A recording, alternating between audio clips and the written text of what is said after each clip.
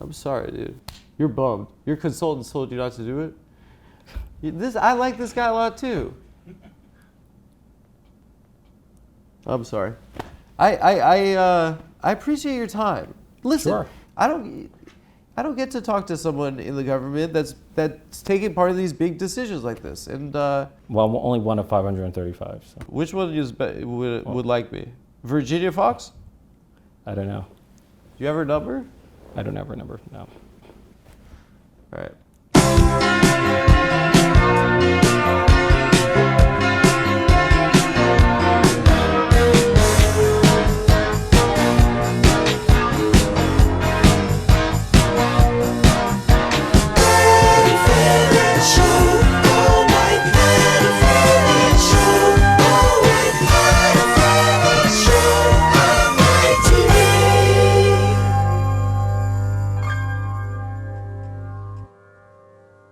Welcome to the Adam Friedland Show. I'm Adam Friedland. As always, thank you to our members and our patrons, the people that support our show. If you'd like to support our show, there's a link in the description of this video below to become a member, which gives you early access to all of our episodes. And there's also a link if you prefer to use Patreon in the description as well. And as always, guys, there are 2 additional tiers for those of you who'd like to get your name in the credits.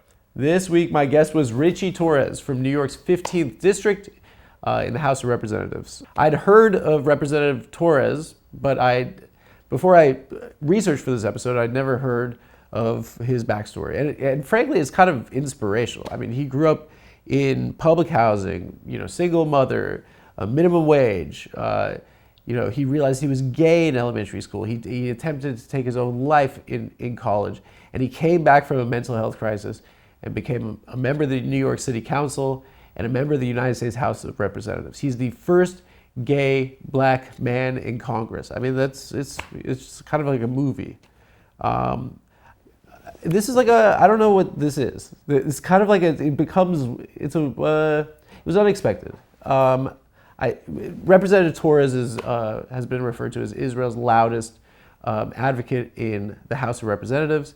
And prior to this interview, I wanted to have a conversation that didn't resemble like a counterpoint, just screaming match like we see online all the time. I wanted to try and get something different. And to be honest with you, when I became emotional, and it fell off the rails, and I wasn't able as an interviewer to get it back on the rails. I mean, there were like multiple topics that we didn't cover at the end. It was frankly, it was exhausting for both of us. It felt like it was a gotcha, and I'm an activist, and this is how this conversation goes nowadays. And so while I didn't get what I was initially, looking for, I kind of still feel like it's important. I stand by what I said, and even if I'm my voice is high, I think it's important to say what I said in the interview. And so I don't know what it is. I mean, at a certain point, I don't even know if it's an interview, but I hope you make of it what you will. And, next week we're going to have really, it's going to be so funny. But this one, I think it's going to be a different tone, and, enjoy. Ladies and gentlemen, Congressman from New York in the U.S. House of Representatives, RITCHIE TORRES. Everyone, make some noise. I can't. Hello. What's going on? Hello. Well, I got 2 issues. First of all, your district is Yankee Stadium. That's one of your constituents. I represent Yankee Stadium, yeah. And I asked you how the Yanks were, and you were like, I'm not. You didn't. So I love the Yankees, but I'm not a huge baseball fan. You just turned it and off. I'm not going to pretend to be a baseball fan. What about the zoo? I love the Bronx Zoo. Okay. Botanical Gardens. Do you consider the animals your constituents? I consider the Bronx Zoo indistinguishable from the United States Congress, yeah. Oh. Does that crush if you say it to another guy in Congress? It crushes nowhere because if I had any comedic talent, I probably wouldn't be in Congress. What do you mean? Yeah.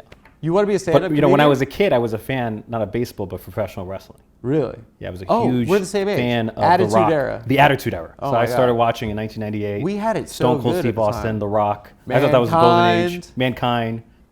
So was I. Yeah. Yeah, that we were And I watching did Raw. a huge Rock impersonation when I was a kid. Like I used to. I knew of you as a congressman, but Yeah. I didn't know your backstory. And I mean, goddamn, wow. I mean, it's an incredibly inspirational story that you have. And unlike George Santos, I have a true story. That's your Yeah. op. That's I have the enemy. no OnlyFans account, but I do have a actual. Did he have an biography. OnlyFans? Oh yeah. In Congress. I'm not sure if he had it, but certainly it was generating income. He for him would have been after. the first. I mean, Who knows? I mean, I'm not He would have closely. been the first I'm not member of closely Congress- following the OnlyFans accounts of every it member of sounds like you Congress. can't stand this guy. No, just No. I want to. Do you miss him? He was pretty funny. He was He was endless source hilarious. of comedic enjoyment. Yeah. His tweet right before jail was amazing. Yeah. He's like, the curtain closes, like Yeah. she walks off stage. He was a real ham, George. Yeah. He Yeah. was, But he was a complete fraud, right? total fraud. Yeah. Yeah. Because he bought like Birkin bags with campaign funds. And also, he fabricated every aspect of his biography. It was not like he told one lie here or there. It was like the whole story was a complete fabrication. I feel like in this day and age, that's kind of like that's in play. I feel like you could do it. No, it's I've never. I feel like seen- it's such a chaotic time. Like, yeah, like I went to Harvard Law School, and I used to be the coolest guy in my school, and I'm also Brazilian and Jewish. And what did he say? No, he said that he had his parents were Holocaust survivors. And I he like was that. Ukrainian That's because of good. the war in Ukraine. He was also Ukrainian. And he had he was And he his had name was friends who Santos. died in the mass shooting in Orlando. He's amazing. He like incorporated every current event into his life story. Pathological liars are great, but he took it all the way to the freaking to the show. Although he inspired me to introduce a bill that Yes. has, I think it's the greatest acronym in the history of What is it congressional called? legislation, the Santos Act. And what was it? Stop another non-truthful office seeker. Santos. Am I sensing that there's the like Santos Act. that the two of you guys as like young New York gay like Latino congressman, he's naturally like your foil. He's your Darth Vader. Let's assume like after he was expelled from Congress, Yeah. I became the most prominent Jewish gay Latino congressman from New York. How's that?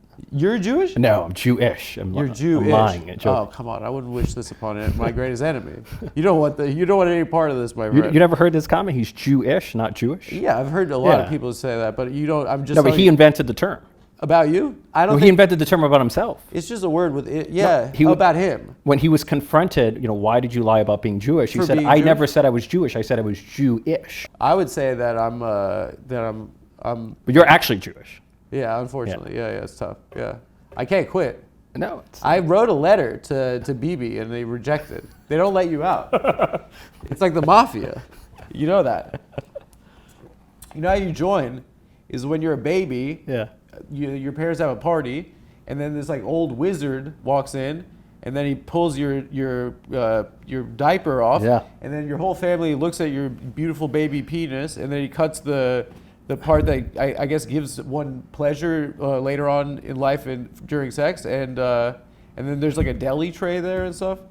That's how you join the club. Yeah. But we've been doing it for a while though. I don't know. I don't mind it. You really didn't like my crude humor. I mean, you've endured for thousands of years, so something's going right. I guess so. It's definitely the wizard and the baby's penis part. Yeah, well. I know. I'm being crude with a member of the No. of the legislative These are important branch. decisions that parents have You to know make. what's rude is that we're in an era where like talking to someone in the legislative branch is it's a privilege because it's so fucking crazy. Well, the privilege is mine. You're the one with the massive following to and be audience. here- You were in the New Yorker. You know how I know that? Because you told me.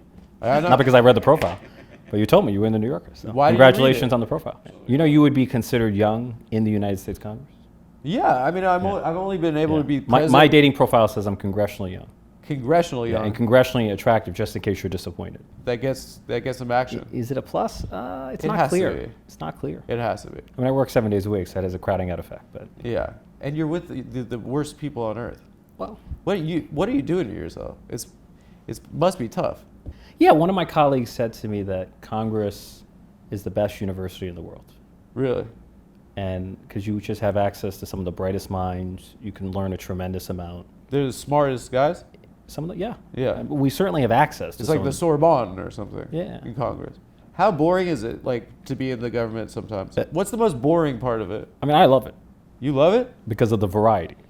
You I like feel like- I feel like- parliamentary procedure Well, and I stuff like I that? feel like no position has more variety than a House member because one day you get to be local, state, national, and Yeah. international at the same time. So one day I'm receiving a complaint about a pothole on Fordham Road, or pressuring the mayor to crack down on an open-air drug market in the South Bronx. And the what next do you day, do in Congress about that? and then the next day I'm receiving like a briefing from the CIA about rising tensions between the United States and China. So What do you do about the pothole in D.C. though? I'm just sorry. I mean, I'm I confused. use my platform to pressure the mayor to solve problems or the Oh, governor. Right, Adams. Yeah. Can I guess who you were in school growing up? Sure. You were like were you student government? No, not student government. You were like a debate club or I was the captain of the law team. law team. Oh, so you wanted to be a lawyer? Yeah, I had dreams of becoming either a lawyer or a teacher. So you did mock trial, right? I did moot court Moot and mock court. trial, but I was like a master of moot court. And what did you like? You liked like the Atticus Finch style, like closing argument. So that was mock trial. Yeah. But moot court is modeled after the Supreme Court or an appellate court. So you deliver an argument before a panel of judges who so you like interrupt the one you with with questions. worse speeches. The one that's less like No, because it teaches you to cinematic. think on your feet. All Yeah, right. it's less theatrical. But that was your prep for the game. Yeah. You went to the It show. was the first time when I discovered I had a talent for public Yeah. speaking, or I thought I had a talent for talking. Early on, you grew up in a single mother home. You have a twin brother? Twin brother. Identical? Yeah, he's biologically older. I'm temperamentally older. Identical or no? Fraternal. We're fake Fraternal. twins. That's all right. 5 minutes apart. I was on a date once with Yeah. a girl who told me, first date, she said, I have an identical twin. I can't do it. I can't tell her secrets. She has her brain is connected to another one of her. Yeah. You can't trust these people. It's funny when I was a kid. That's a prejudice of mine. People would ask me, "Where's your brother?" I'm like, "We're fraternal twins, not Siamese twins." Yeah. Like I don't know his whereabouts at every moment. So But you're good at DC, right? I'm learning DC. You're still learning. Yeah, of course. I've only been there for 3 terms. It's the most complicated legislature on earth. No one's going to master it in 3 terms. I think the problem with DC is not that it's corrupt. The problem with DC is that it's stupid. There's just so much absurdity in DC. I thought you said it's the smartest place in the world. Where you have access to some of the brightest minds. So like if you want to learn more about artificial intelligence or quantum computing or energy, you can reach out to some of the best minds. Yeah. Yeah. You And can call you can- any you can- CEO and you right now. Not every, but Call Zuck right now. people generally will take your call. I'm not Yeah. calling him now. So You not. I don't know. I don't know Your him, boys so was Zuck. You I said don't know. I'm not calling him now. You have his number. Well, I don't know. So Never met him. what CEO is your best friend? What's the I best can one? mention who's my best friend. How many CEO friends do you have? I don't have many CEO friends. Well, you said you could call anyone on the phone at any time. If I had a question about like AI policy, I probably could get a meeting with a CEO. Yeah, that's true of any member of Congress. Yeah. Did you grow up in the district you represent? My father's from Mott Haven. I'm from Throgs Neck Houses. So I grew up in a public housing development in Throgs Neck Houses, right across the street from what was formerly Trump Golf Course. Yeah. And I kid you not, as the golf course was undergoing construction, it unleashed a skunk infestation. So I tell people On the project? So I tell people I've been smelling the stench of Donald Trump long before he became president. But it was But beyond that, infested with that's- skunks. What's like you grew up in New York City, so Born and raised in the Bronx. our president is an outer borough New Yorker, effectively. Yeah, from Queens. Yeah. Right. He wants to present that he's like Mr. like Goldman Sachs, but really he's a New York City real estate guy. Yeah. Is that correct? Yeah. He was never respected in the real estate industry. He was known to like rip off his contractors, and he was seen as a joke within the industry. Yeah. He figured out that if you keep someone in a lawsuit long he enough, was more you don't have to pay them. he was more known for his self-promotion and marketing Yeah. than he was for his actual effectiveness in real estate. Yeah. Have you ever? What have your interactions been with the president? No interactions. You've never met him. Have no desire to meet him. Let's practice it right now. Feel like he's the I'm worst Trump. person on earth. You don't want to meet him once? You're in the government though. You got to meet the president. He's the devil. He's the devil? Yeah. You got to have a good burn for the president. Let's practice. I'm Okay. Trump. What's up? I'm Trump. Nice to meet you. Yeah. That's you just bombed. You So can't what should sit I do? there like that with some weird smile. I'm like gonna that. shake Donald Trump's hand. Yeah, you have to say like you're doing like the Holocaust right now in this country, like you have to say like you're ruining this country right now. Like, seriously. Why don't you say something like that? You're an asshole. You sent the Marines into... Okay, well, we'll practice. Okay. Okay, go ahead. Okay. Let's get it. Come on, dude. Mr. President. Yeah. How are you? I'm looking for... Hopefully you can release those files. The Epstein? Yes. That's your... No, come on, dude. First of all, you guys already lost on Epstein. You think we lost on Epstein? You guys lost on Epstein. He's obviously in the files. Well, half of the files is your guys too, right? Yeah, so but he's but half the files is your guys too. So that's why you guys didn't do this. My view is release the files and let the dice fall where they may. You guys lost on Epstein. Why did we lose? His crappy excuse, like everyone, his whole base doesn't really care. Yeah, they moved on. What we found is that they actually don't care. Yeah. MAGA didn't really care. Yeah. You guys really are having a rough one right now, I think. What's your advice for us? I don't know. I mean, you're one of the guys, so I'll tell you what I'm seeing. Yeah, right. Please tell me. I really wanted to give you your whole story about where. You want me to tell my story? No, because I want to talk about this. But, okay. You clearly don't want to hear my stories. I've been trying to toss it to your story, which is that's a Hallmark movie.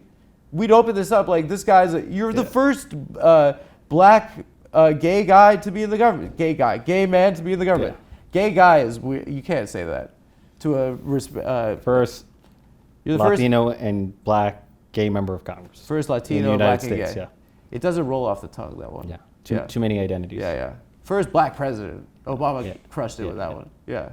First Latino and black and gay. Once you have a first black president, everything else becomes less impressive. How many LGBT members of Congress are there?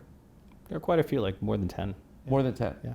And there's 100 Senate. How many House? 435. 435. So 535 in total. Are there no Republicans, right? Who are openly LGBTQ? Oh, you're saying none of them. You're spilling the tea right now? Well, my running joke is the LGBTQ caucus is the only caucus that can expand without winning an election. We just have to take members out of the closet. Would you do that? You were in the closet in your life, right? Like, what are the ethics there? It's really interesting because, like, would I out members? No, I'm not gonna, if you see a closet gay Republican, like advocating for something that is, would I out him? Well, it's advocating for like taking away gay marriage or something. Yeah. Like, what's the rule there? Because you were in the closet yourself as a young man, and it's a painful thing, I would imagine. Yeah, no, you have to go through it's a process. You found out in middle school? I realized that I was a gay in middle school. When was it? Titanic? Leo DiCaprio? No. No, I didn't realize at all when I was. It's not Leonardo DiCaprio. What? How was it? What was it? I forget exactly how I realized, but you forgot. No, you don't forget. You gotta have a better story. You're a politician. Titanic, Leonardo DiCaprio. I'm not often asked about my coming out story in the Bronx, so why not? It's an interesting story, right? And like you're Puerto Rican. You were afraid of experiencing homophobia in your community, or? Yeah, I grew up in the projects, so it's a machismo environment. And what about in your family? Was there when did you come out to them? 16. 16. Yeah. And was that when you came out? No, then I came out gradually over time, and then when I ran for office when I was 24, I decided to be out to everyone, to run as an openly LGBTQ candidate. But that was back in 2013. When you were at school and stuff, you didn't tell people that you were gay? Or? Yeah, I was telling more and more people over time. I thought you were at an assembly or something. Yes, I was at a debate competition where I said I was a gay American. So that's counts as coming out? Isn't that like a Jim McGreevey moment, though? Remember he said I was as a gay American? Yeah. He gave this speech. That's such a dated You're reference. You're a kid coming out of the closet. Don't diminish that experience. Yeah, it was back in... No, that's your story. Why would you say that was just a debate competition? It has to be scary. No, I agree. It was terrifying. Yeah. What led you to do it at debate? Yeah. I don't know. I just felt, it's interesting. Did you see something that you were like... Yeah, so I was browsing through MySpace. Yeah. And I ran into the profile of a teacher who identified as gay. And it was the first time I knew of a person in my social universe who was openly LGBTQ. And so I approached him. And your social universe? You chilled with your teachers?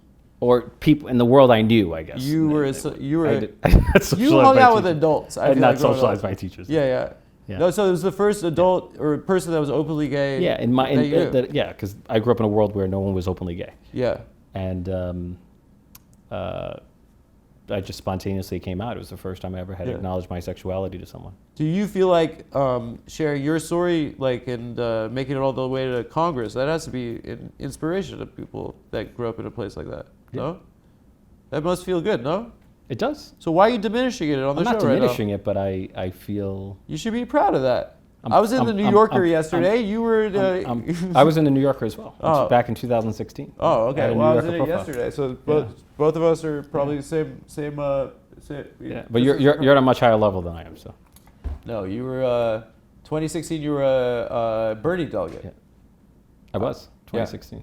Yeah. So wait, so go back to that, because it's interesting to me. So like, you had this mental health crisis in college, right? Yes. And did it stem? It stemmed from being gay? Is that what it was? Not only from I had a sexual identity, but I had a severe struggle with depression. Yeah. Which began in high school. Yeah. But then became worse in college. And I dropped out of college. And at some point even thought of committing suicide. Yeah. Underwent hospitalization, felt as if the world around me had collapsed. But then I began taking an antidepressant, going through psychotherapy, and it just gave me a fighting chance to rebuild my life. So after a few years of hospitalization, I rebuilt my life and became the youngest elected official in America's largest city. I ran for the council and then ultimately ran for the United States Congress, and here I am. And it was a few years that you were going through that. Yeah. Yeah. And what did you do once you got out? How did you restart your life? Well, instead of going back to school, I went into politics. So I was a housing organizer. organizer. Straight to politics for that? I was a housing organizer for New York City council member, and then I ran for public office myself. I would have moved to France or something. No, I couldn't afford to. I couldn't afford to move to France. Yeah, I grew up poor. You can figure it out. Yeah. You get a ticket. You get to France. I don't know. You busk. Do you know a guitar? No. You get a guitar. Put the I don't know. Obviously, to run for office, you have to have a call to public service. Yeah. You guys all say that, but you have to have an ambition, as well, right? There has to be part of it, right? I want to do. I think an ambition to make a difference. Yeah, but you want to be. I want to be the president of the United States. Come on. I have no desire to be president. Is your ambition purely just to make a difference? I mean, it's a very abstract term too. What's your dream? My goal is to be the best elected official I can be. And then let the rest take care of itself. That doesn't work for me. Works for me. You could say I want to make sure that. I would love to be. Say a better thing, I want to make sure that kids in my neighborhood could have a better life or something.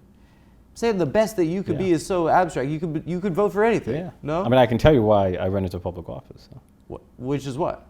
It was really about public housing. So born and raised in the Bronx, spent most of my life in poverty. And raised by a single mother. We raised three of us on minimum wage, which in the 1990s was $4.25 an hour. It's ridiculous. But the most formative experience of my life was growing up in public housing.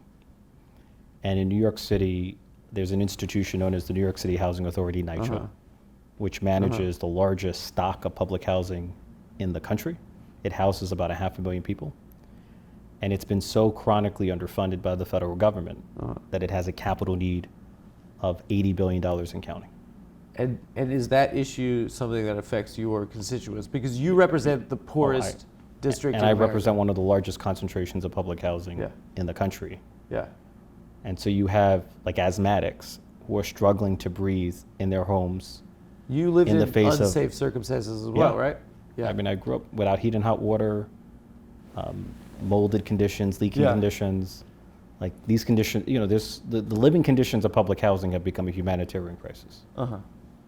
And I think if NYCHA were a city unto itself, it would be the largest city of low-income Black and Brown Americans in the United States, and it's the forgotten city of New York.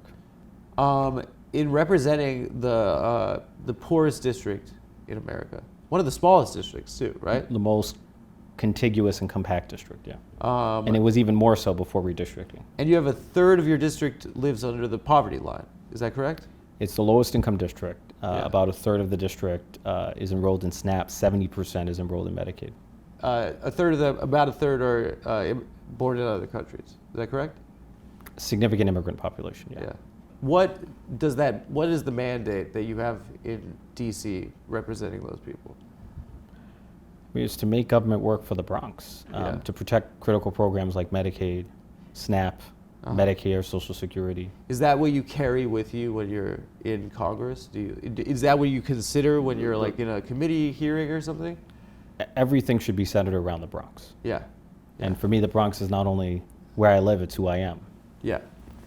I tell my constituents, even when I leave the Bronx for Washington, D.C., the Bronx never leaves me. The most important lesson my mother taught me is never forget where you came from. And I'm from the Bronx. And I've lived in the Bronx my whole life, and I probably will die in the Bronx. Guys, DraftKings Casino has your playbook for gaming action all season long. Play thousands of popular slots for a shot at jackpots. Over 400 million has already been awarded. That's a lot. Guys, and don't get me started on Huff and More Puff. New players get 500 spins on, of course, Huff and More Puff. Over 10 days, download the app, use the code TAFS to claim your spins after your first $5 wager. Get in the game with DraftKings Casino, home of the largest jackpot. And of course, Huff and More Puff. Of course, you get spins on Huff and More Puff. Get in the game with DraftKings Casino, home of the largest jackpot win in online casino history. The crown is yours. And of course, they have Huff and More Puff. Huff and More Puff, guys, I can't tell you how much these 10 days of spins mean to me. Guys, you get 500 spins on Huff and More Puff over 10 days. Download the app and use the code TAFS to claim your spins after your first $5 wager. Once again, guys, let me stress this, okay? I don't want to get this wrong. New players get 500 spins on Huff and More Puff over 10 days. You download the app, use the code TAFS, and you claim your spins after your first $5 wager. That's Huff and More Puff. It's for adults. Gambling problem? Call 1-800-GAMBLER. In Connecticut, help is available for problem gambling. Call 888-789-7777 or visit ccpg.org. Please play responsibly. 21 and over. Physically present in Connecticut, Michigan, New Jersey, Pennsylvania, West Virginia only. Void in Ontario. Eligibility restrictions apply. New customers only. Non-withdrawable casino spins issued as 50 spins per day for 10 days, valid for featured game only, and expire each day after 24 hours. See terms at casino.draftkings.com/promos. Ends October 5th, 2025 at 11:59 p.m. Eastern Time. Let me tell you about the online cannabis company that's revolutionizing how we deal with life's challenges, from sleepless nights to stress-filled days, and sex, and also a sex one. Mood.com has created an entire line of functional gummies that target specific health concerns with 100% federally legal THC blends. They'll deliver them discreetly to your doorstep. That's awesome, right? And you get 20% off your first order at mood.com with the promo code TAFS. Guys, I've tried a bunch of their gummies, and it's wild how different each one feels. Their Sleepy Time gummies knock me out in about 15 minutes flat. No hangovers, no grogginess. I wake up feeling amazing when it's sleepy time. And don't get me started on Epic Euphoria gummies. They're perfect for those days when nothing's going on, right? Don't get me started on Epic Euphoria gummies. They're perfect for those days when nothing's going right and you just need to hit the reset button on your crap mood. Okay, so what makes these different is how they've paired THC and other cannabinoids with herbs and adaptogens. You're just not going to find gummies like this in the dispensary or anywhere for that matter. And they have gummies for everything: immune support, menopause relief, PMS symptoms. I bet you guys are going to love, especially for this audience. Mental clarity, sexual arousal. And each one is crafted using federally legal cannabis grown on a small family-owned American farm. That's right. Not only does Mood stand behind everything with an industry-leading 100-day satisfaction guarantee, but as I mentioned, listeners get 20% off their first order with the code TAFS. So head to Mood.com, browse their amazing selection of functional gummies, and find the perfect gummy for whatever you're dealing with. And remember to use the promo code TAFS at checkout to save 20% off your first order. That's mood.com. And now we're back to the episode. Something interesting that's happened in the Bronx is in the last general election, from what I understand, there was the largest swing towards the Republican Party. One of the largest. In 2012, Yeah. Barack Obama won 96% of the vote in New York 15 in the Bronx. Yeah. Flash forward to the 2024 election, there's a more than 22-point swing toward Donald Trump. Why is the Democratic Party losing the most vulnerable people in America then? What do you attribute that to? Well, the Democratic Party is hemorrhaging support among working class people of color throughout the country. Why is that? You know, Occam's razor holds the simplest explanation is almost always the best. The simple explanation is inflation and immigration. Yeah. We had the highest inflation in more than 4 decades. So if you're paying double or triple the cost for groceries and gasoline, you're going to lash out at those in power, at the establishment. You say that the incumbency is just bound to lose that election, Biden. If the incumbency is perceived as failing, yes. Was there a way to win that election against Trump? If inflation is so bad, is it impossible to win that election? The odds were stacked against us because of inflation and the mismanagement of the migrant crisis. You know, if we had the benefit of a full primary process, and if we had a stronger general election candidate, maybe we could have won. But I don't know for sure. But Donald Trump is a fatally flawed candidate, so maybe we could have won. You're a member of the least popular Congress probably of our lifetime? I think we are. Probably. We're less popular than colonoscopies. It sucks, dude. Yeah. Yeah, does it suck? Does it suck to be the least? I think there was polling that said we're more popular than cockroaches, but we're less, and more popular. You guys are losing. And barely more popular than Ebola. You guys are losing Hamas for sure. Yeah, well. You guys are getting crushed by Hamas. Might be more popular on college campuses than Congress. Oh, okay. Okay, but anyway, but I looked at a Gallup poll the other day.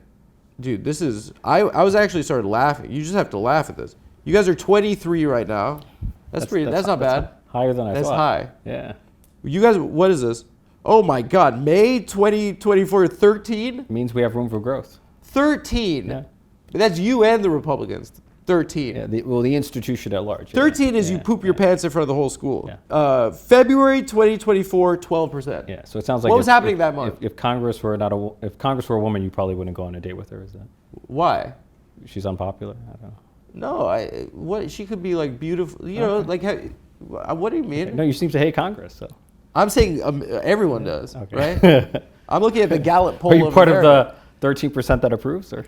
I think that we have to recognize the runway a little bit and what got us here, maybe. Yeah, I agree.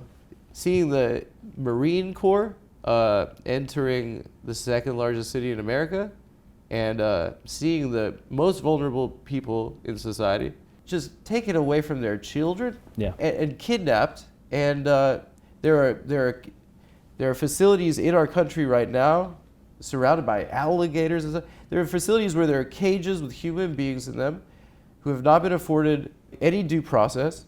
And the sad thing is that you guys are you're polling behind Donald Trump right now. And that's not true. The Democratic Party has lower approval ratings than Donald Trump. I think the story's more complicated there. What is that? Yeah, so the latest polling from CNN shows that the most important issue to Americans is inflation, the cost of living. And on the most important issue, Donald Trump is 25 points underwater. And since the November election, there's been a 34-point swing against him, and that we as Democrats are more trusted on inflation than he is. That's a huge swing. Why are you guys not killing him right now? That is a cherry pick. Come on. You know, that's a. I mean, inflation is the most important issue. I want to talk to you guys about Monarch money. Sometimes it's tough to remember where all your finance accounts are. They're drifting all over the internet. If you had an old job and a 401k, a job that you forgot about, a job that you want to forget about, a traumatic thing may have happened at that job. You can organize it all in one place with Monarch Money. And it's a personal finance tool that brings your entire financial life together all in one clean interface on your laptop or your phone. Guys, it just simplifies your life. Money is a really stressful thing. I didn't look at my bank account for about 3.5 years. And right now, for our listeners, Monarch is offering 50% off your first year. I was looking at the app, Monarch. It's really streamlined my relationship. Now my wife has access to all of my accounts, our accounts, and it's just kept the can you Venmo me thing. It's like, and then if you see a record of it on Venmo, it's just, we have all of our shit in one place. So recently when I went home to my dad, I found all of this mail from a former employer with a 401k that I just didn't know existed. Now with Monarch Money, I can have all of this crap in one place. A lot of people forget about it. It's not embarrassing to admit. It does the heavy lifting, and it links all your accounts in minutes. And it gets clear data, visuals, smart categorization of your spending, and real control of your money. I burped a little bit. So guys, just don't leave your freaking money on the table, okay? You can track every dollar, and if you're ignoring your finances, it could cost you dearly. Monarch helps you stay informed so nothing slips through the cracks. It's not just another finance app, guys. Trust the Wall Street Journal, which called it the best budgeting app of 2025. Trust Forbes, which said it's the best app for couples. Trust CNBC, which called it one of the top fintech. I don't even know what that is, but it's fintech. What? A passionate Reddit community of over 34,000 users. Trust that. There's 34,000 guys talking about the app? That's it's impressive. Congrats to Monarch Money. Once again, guys, don't let financial opportunities slip through the cracks. Use code TAFS at monarchmoney.com in your browser for half off your first year. That's 50% off your first year at monarchmoney.com with the code TAFS. Now back to the show. Lucy, guys, I want to talk to you guys about Lucy. As always, it's 100% pure nicotine, always tobacco free. Lucy breakers are nicotine pouches with an extra, I don't know, that's gross the way I said it. Each pouch holds a capsule that can be broken open to release the little extra flavor and hydration. That's how I hydrate myself. So set yourself up with a subscription and have Lucy delivered straight to your door. What's my favorite flavor? I like the minty ones because I like to kiss. And what's my favorite strength? I like the top one. I like to get a real buzz. And I pop it in the morning, and I don't stop popping it in until I go to sleep at night. Guys, level up your nicotine routine with Lucy. Go to lucy.co/TAFS and use promo code TAFS to get 20% off your first order. Lucy has a 30-day refund policy if you change your mind. It's no shame. Again, that's lucy.co and use code TAFS to get 20% off. And here comes the fine print. Lucy products are only for adults of legal age, and every order is age verified. Warning, this product contains nicotine. Nicotine is an addictive chemical. Thank you guys, and now back to the show with Richie Torres. I hope it's a good part. One thing that is understood is that you're in the House of Representatives, and you have to run every 2 years. Yeah. Like, how long do you have to wait till you just start running for the next one after you win an election? I mean, you start immediately. Yeah. It's like you're in a constant state of campaigning. Is campaigning and going to fundraisers, doing all this stuff, is that a distraction from the work that you have to do? It can, but I feel like if you're effective at governing, then it improves your ability to get reelected. So if you're a good congressman, you're going to be popular in your district, and you're going to be well positioned to be reelected. Does it suck that you have to fundraise, right? It sucks. Fundraising sucks. Yeah. And because of Citizens United, it's nauseating to ask people for money. Yeah. Do you feel like it's eroded people's faith in the institution, right? I feel like too much money is too much time to spend on fundraising, especially if you're a frontline member who has a fiercely contested general election every 2 years where tens of millions of dollars are spent. You could be spending more than half your time every week at a banquet. No, or just call time, dialing for dollars. You were criticized, I saw, for Blackstone donation, right? And it's understood that they are the architects of the housing crisis, pretty much. Yeah, I mean you receive contributions from thousands of people. Yeah. Or employees from all over the place. You can send it back and say fuck off. Yeah, I'm not. So they're giving you a check just because? I decide issues on the merits. I don't know what others do, but I decide issues on the merits. So it's a just cause check? Just because. They're just giving you money just because they think you're nice? I'm pretty sure that even there are lefty candidates who have gotten money from people who are employed. Yeah, rank and file employees, sure. I figure like you could, maybe if you're like, this guy's... You do know that, this guy's making my constituents' lives worse. You could be like, fuck you, I don't want it. I'm in a safe blue district, right? People should judge me by my record, so by the legislation I pass. Yeah. I work 7 days a week. I'm visible in my district. I'm on the ground. I'm happy to, if you ever want to take tours of my district, I'm happy to walk you through my district. So. Yeah, I'd like to. I've been to the zoo in Yankee Stadium. Right. Well, not the actual projects, not the amenities, not the institutions. Yeah. I can give you a sense of racially concentrated poverty in a place like the Bronx. So that's what my question is like. Where do you live? Which borough? I live in Brooklyn. Okay. Yeah, and that's my question. Like, so right? you might be divorced from the experience of racially concentrated poverty. But what does that have to do with taking money from blacks? Like, I just feel like that's a deflection. Well, I think, and I don't want to cut. No, because I don't want to cut like an argument right now. I don't want to argue with you. If you want to question my ability to represent my district, I'm happy to show you what I do. I'm happy to bring you to my district. What I'm calling into and introduce you to my constituents. What I'm calling into question is the institution, right? I'm calling into question the system, and you're functioning within a system, right? I've received contributions from tens of thousands of people. I can't keep track of every person. I'm not responsible for every person. You forgot. I'm only responsible for what I do. Okay.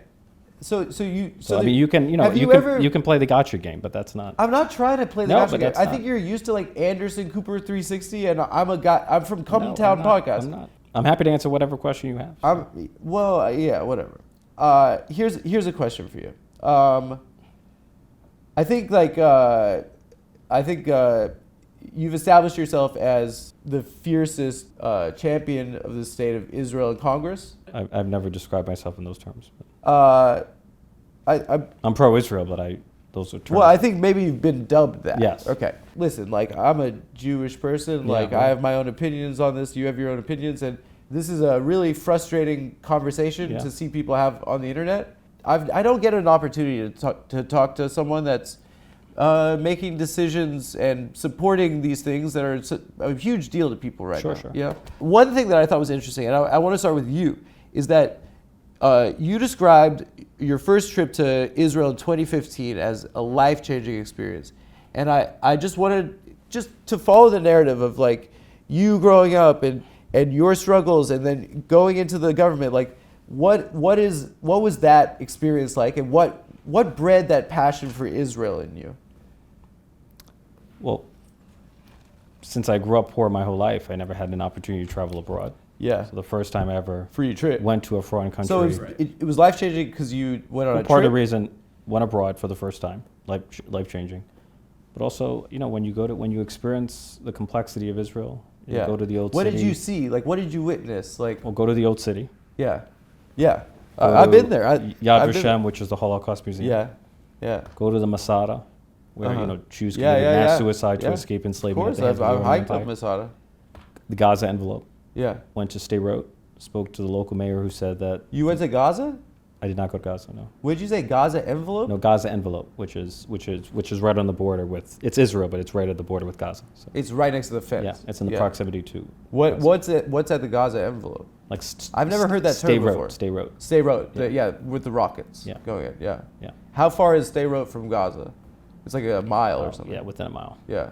It's right next to it. Yeah, striking proximity. Tough. Yeah. It's a small place. Yeah. The whole thing. Yeah. I mean, that's why Hamas was able to so easily penetrate on October 7th. By getting over the fence. Yeah, and it's so close. Yeah. No, I mean, I just want to know because it seems like it was powerful, yes. and it seems like it's informed your record, and I that's what's interesting to me. It's like your story and how you got here, and like I think it's narratively what fascinates me. Maybe one day you'll give me a chance to tell it. So. Why are you annoyed by this question? I'm kidding. So I spoke to the local mayor of Sderot. Yeah. And he said to me that the majority of his children struggle with post-traumatic stress because families like his live under the threat of relentless rocket fire. And I remember seeing these bus stops doubling as bomb shelters. You know, I come from the Bronx where people live in fear of bullets and guns, but we in America do not worry about Canada and Mexico firing rockets into American homes and communities. we're a country of 330 million people. We're surrounded by oceans, and Israel's a tiny democracy the size of New Jersey that's literally surrounded by both state and non-state actors that are intent on wiping it off the map. So, I left Israel with an empathy for the unique security situation that Israel faces. Did you visit the occupied territories while you were there? I went into not Gaza, but I went into the Palestinian Ramallah. So. Yeah, Ramallah. Yeah. And what did you see when you were there? We spoke to Palestinians who obviously have a much more critical view of Israel, and and that didn't resonate as much as what was your takeaway from hearing? Look, you're hearing the mayor of State Road, his children have PTSD, and then this guy's like, Israel's screwing with me. Well, look, I'm in favor of a two-state solution. Sure. I feel like the just outcome lies not in the existence of a Jewish state to the exclusion of a Palestinian state, or the existence of a Palestinian state to the exclusion of a Jewish state. It's the coexistence of both. So I think I want to see the struggle, both the Israeli and the Palestinian struggle for self-determination, to be reconciled in the form of a two-state solution. A big topic nowadays is campus anti-Semitism. Yeah. You've spoken out against it. I just want to know what you identify as the examples of this type of anti-Semitism in elite academic institutions. Yeah, so there were students at a CUNY Halal, where you had a violent, what I thought was an aggressive mob following them to a kosher restaurant in the heart of New York City. And what were they doing, the mob? What was the mob doing? Just following them, and then barricaded the restaurant, and they were like chanting? hurled insults at the patrons and slamming the windows. Much of it is captured in video footage. And, harassing people simply for being pro-Israel Jews, to me, is wrong. Is there any other examples? Like, there's a restaurant. I mean, it's just like all we're hearing about is campus anti-Semitism, radical. Like, is there a link between Hamas and the protests? Like, is that established? Well, there are students who have faced harassment and intimidation because of their beliefs. There are students who feel inhibited from expressing their Jewish or Zionist identity because of the atmosphere of intimidation or harassment on college campuses. You should speak to this. How have they? Are you denying that there's any campus anti-Semitism? Or? I'll give you an example. I know a younger person that went to UCLA and was attacked, and is Jewish, and was with a group of Jewish people at a protest, and they were attacked by the Proud Boys. Okay, that's an anti-Semitic incident. No, but the Proud Boys were there for Israel. And those are the guys that did the Charlottesville. Proud Boys are there for Israel? Yeah. I think of the Proud Boys as like white nationalists and white supremacists. I'm telling you right now. Who are anti-Israel, but okay. Listen, I'm like a comedian, right? Like, I hate when comedians, especially on the internet, like, speak from a position of authority about crap that they don't know about. This is one topic I feel like I can speak on, and on college campus anti-Semitism? No, on anti-Semitism and in general, because you haven't been in college how long? Probably 2 decades, right? I'm telling you, on my experience of anti-Semitism the last 2 years. But the last 2 years have felt different in America. And I don't know if you've been on Twitter recently. Now, a ton of people are questioning the validity of the Holocaust having happened. Yes. Can you tell me with a straight face that those are the 18-year-old kids at Columbia that are doing that? The 18-year-old kids at Columbia? Are they doing those posts about the Holocaust never having existed? You know who's doing it. No, we disagree here. You think that it's the... You don't put words in my mouth. It's people on the right. Let me tell you... You're suggesting that there's... You're suggesting there's no one on the far left that denies the Holocaust? Or downplays the Holocaust? That's an absurd statement. You're doing moot court right now. I'm telling you what it's like to be my experience being Jewish. But there are others who have a different experience. I'm trying to see. Why is one better than the other? Why is one more important than the other? I'm trying to share with you. You're in the government. I don't get a chance to talk. Of course. Okay. I think hatred of Jewish people has exploded in this country, and I don't think it's. I think it's because it's of our support of what looks to be an absolute brutality.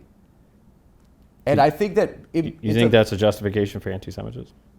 here's the thing. You is think like, Israeli government policy is a justification for anti-Semitism? My view is there's no justification for anti-Semitism. I think that there's zero justification for anti-Semitism. Okay, you're deflecting again. I'm not deflecting. That's my position.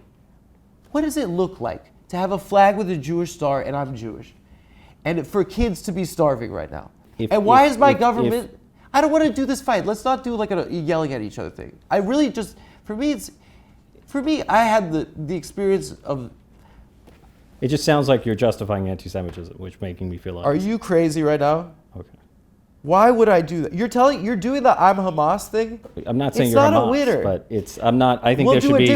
We'll do a different tack. Israeli government policy should have no bearing on.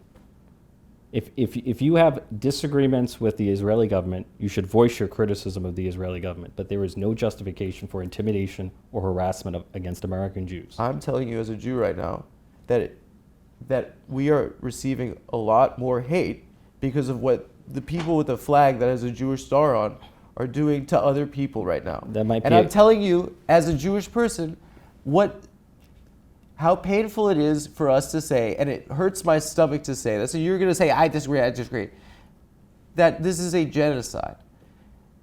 And that hurts to say that a Jew could do that. It hurts because we grew up with learning about what hatred is. We grew up learning about this. And the same year the state of Israel was established, in 1948, the world saw the Holocaust, and they established standards for what a genocide is. It was the same year. And the world said that this shouldn't be a thing that happens. You know? And I just wonder, like, it doesn't make sense to me, I don't know, it doesn't track to me why there's this fixation with kids at a school and two examples of people at a restaurant that there was banging. Two examples. I mean, there are surveys on it. Give me the. Read the EDL surveys on it. Because it's hard for me to talk about this in public because you're being a dick. That's mean. No, I'm not being mean. I'm just clear. It's an emotional topic. All right, I'll share with you what happened. I'm not. I lived there. I don't intend to be mean. So. Sir, I lived there when I was 18, and I grew up a Zionist. And we were told, and our whole community in this country is told, that we have to defend Israel and love Israel because it'll stop the Holocaust. It will stop another Holocaust from happening. And my dad was born in 1951. That was 6 years after these atrocities. His friends' parents, he knew these people that had been through this hell, these skeletons. And it terrified us. And the understanding in our community is that we have to defend Israel. But I lived there, and I went to a settlement at the end of my year there, and I looked down the hill at a Palestinian village, and I saw how they lived, and I turned back and I looked at the settlement and saw how they lived. And people live in a world where they're demeaned and dehumanized and surveilled constantly by people and this isn't in Gaza, by people in SWAT team outfits with semi-automatic weapons, and that's what the world is seeing. And you keep telling me that the problem is someone's getting yelled at a restaurant? I'm sorry. You're conflating two different issues. So I don't understand. Please. Me saying this to you right now will hurt people in my own family, okay? Because this is a very important thing to us. And the fact that I still fucking care about being Jewish is embarrassing. I should just be a guy. But this feels like a stain on our history.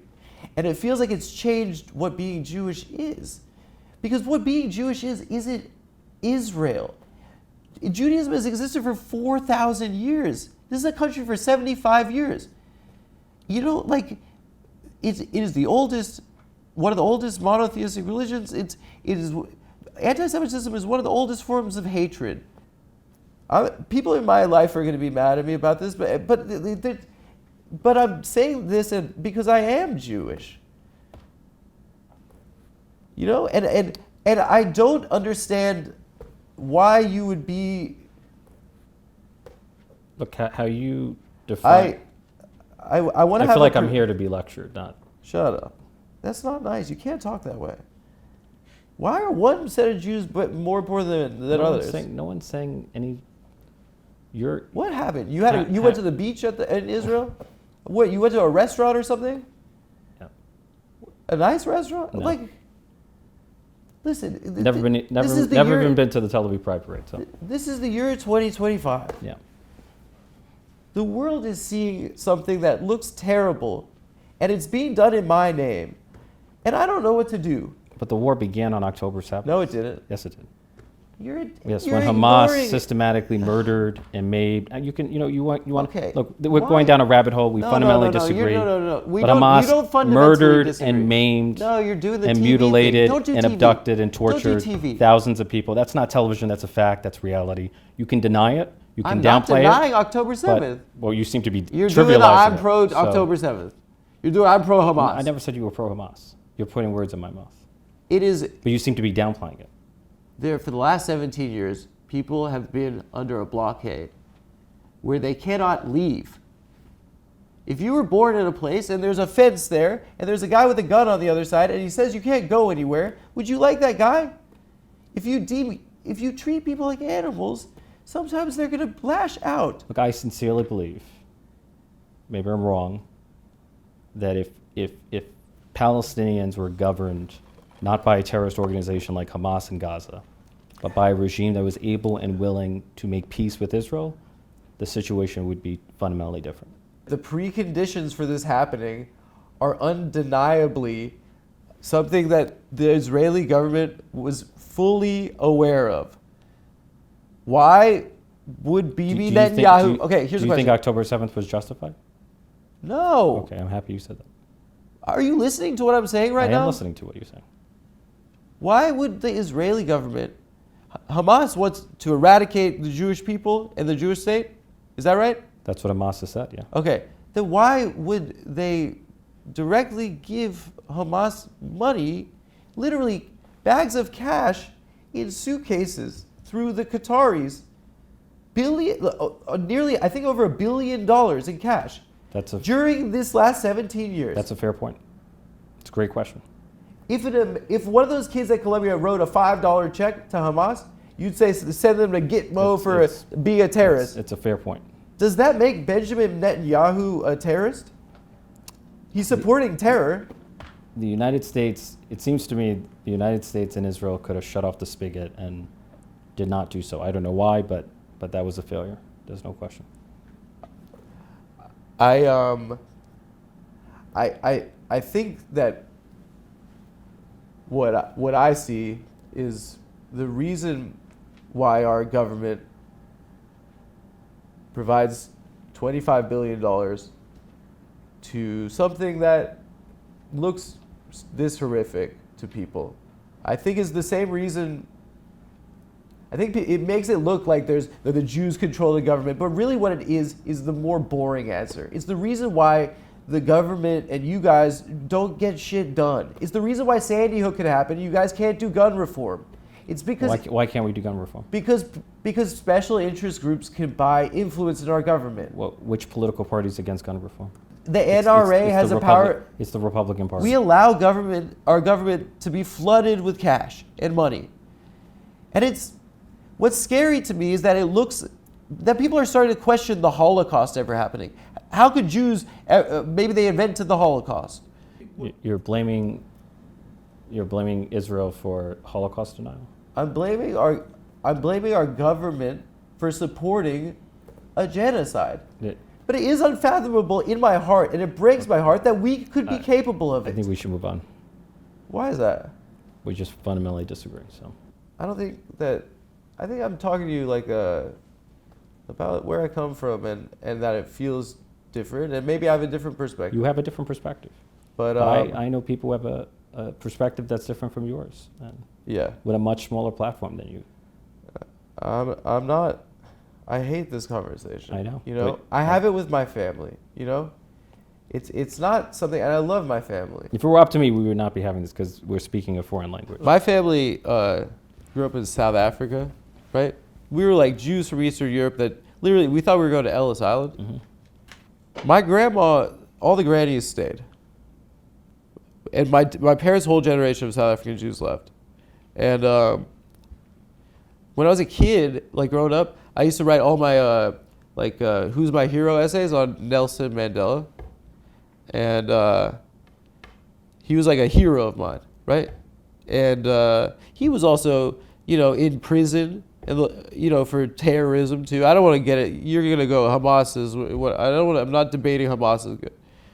He was called that, and he went to my synagogue after he got out of prison, Madiba, and he spoke to like all the grandmas who like were still there. They didn't have to fucking move because black people could vote. And he said, "Tell your kids to come back because we need them to build our country." I don't know. I think that I don't see what's wrong with people being afforded the right to vote. Do you think that's what Hamas means when it says free Palestine from the river to the sea? To me, it seems like maybe if there's a recognition that people were cleared off their land in 1948. But there are those who only want a Jewish state, and there are those who only want a Palestinian state. Then they could fuck off. And we should be advocating for the coexistence of a Jewish state and a Palestinian state. Why can't I continue to believe the two-state solution ultimately is the inevitable path forward. It's stupid. There were 1,000 Jews who were murdered before the establishment of Israel, like a half a century before the establishment of Israel. 1,000 Jews. Yeah, they were killing each other, Jews and Palestinians. Yeah, the Hebron massacre. It doesn't make sense to me. This in 2025. The only point was there was violence against Jews before the establishment of the state of Israel. There was violence against Palestinians.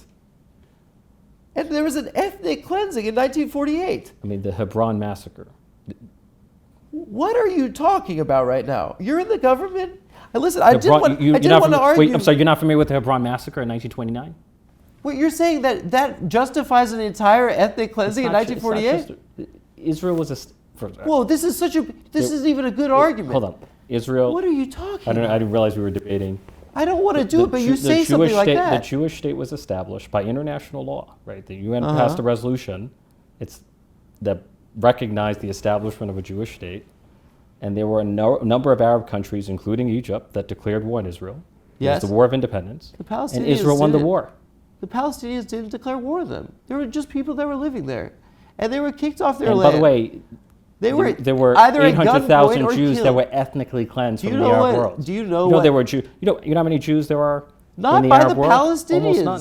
I'm not talking about I'm talking about the broader Arab world. So why do the Palestinians have to bear the responsibility of the Algerians kicking the Jews out? You can relitigate. Why do the Palestinians bear the responsibility of Egypt invading in 1948? Israel's been a state for 77 years. Bro, it's so depressing what you're saying right now. You're proposing to undo an established state? No. I know people that live there. I have family that live there. I don't think that they should leave. What are you proposing? I'm proposing a democracy. I'm proposing an extensive demographic study of what was taken and what was lost, extensive reparations for what that was taken, and a truth and reconciliation process where we can end this shit. What we're seeing right now is that members of the Israeli government are talking about clearing that shit out. And Trump, our president, is talking about putting a fucking jet ski museum there. And that's the reality right now. That is the far right, yes. It's that's the a far view that right? I reject. So. What the far right? I'm talking about the government and the generals that are in charge of Israel. The Ben-Gavirs, the Smoltrishes of the world, that's a view that I reject. They're the cabinet. Yes, and I reject them.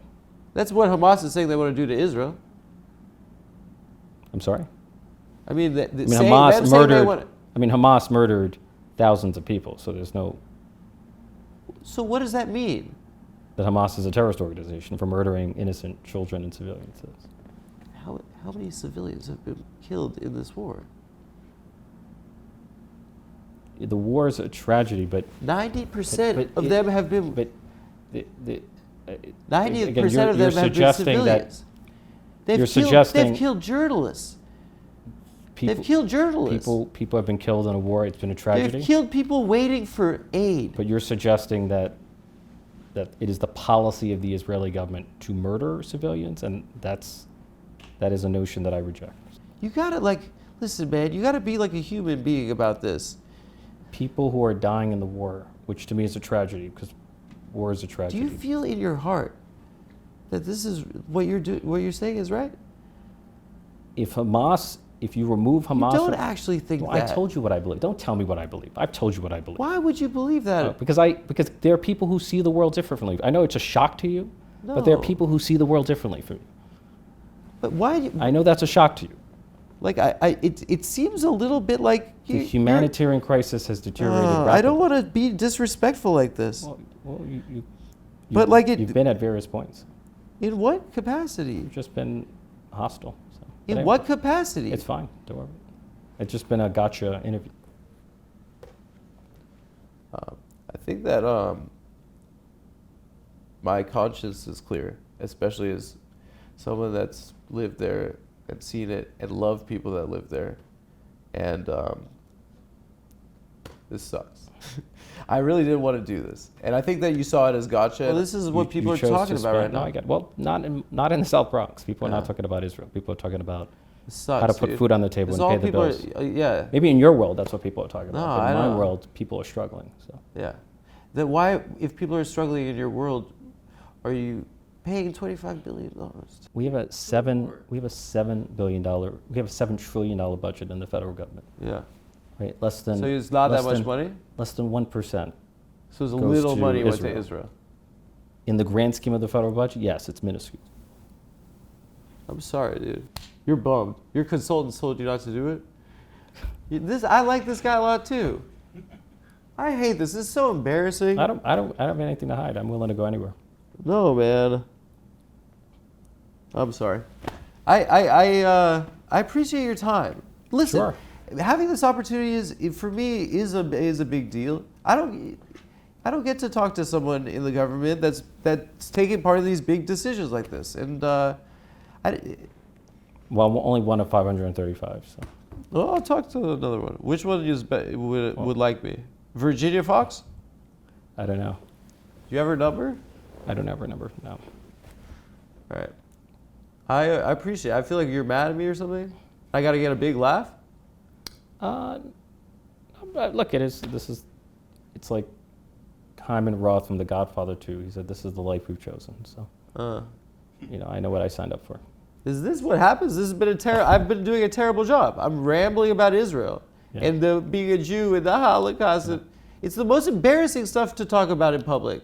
I feel like every Jewish American should have a right to be who they are, to wear a kippah, to display a Star of David, to be proudly and visibly Jewish, without fear of harassment or intimidation or violence. Well, I mean, the freedom to be who we are is like fundamental for all of us. Well, I think that from where I'm sitting, Israel might be a threat to that. And you have that view, but others have a different view. Why are we still having this interview? This is exhausting. I'm sweating. We can end the interview. The AC's off. I'm just trying to find a button to shake your hand, dude. I don't want to fucking do this. Dude, we could have talked about so much other shit. No, I think you had an agenda to speak about this. I didn't have an agenda. I really did. It's your number one topic. It's not my number one topic. It's just not. It is. It's not my number one topic. It's From not what my I saw. Well, then I'm from happy what I that saw, I was not elected on Israel. You don't get elected in the South Bronx and the I'm Northeast not Bronx. trying to make you feel bad or like. No, but I just don't think you know what you're talking about.